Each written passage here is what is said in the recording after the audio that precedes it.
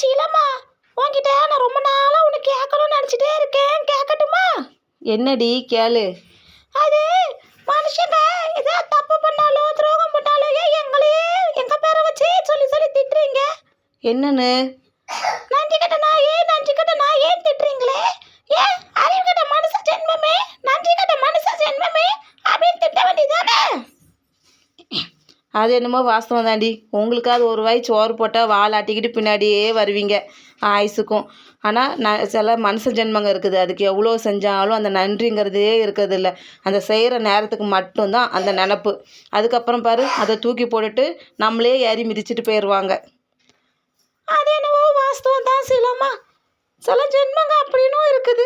எவ்வளோ பட்டாலும் நமக்கும் உரைக்க மாட்டேங்குது. நம்ம எவ்வளோதான் செஞ்சு அசிங்கப்பட்டாலும் நமக்கு அந்த நினப்பு வரவே மாட்டேங்குது. இனி அது பார்த்து எடுத்து இருக்கணும். சரியா சொன்னடி.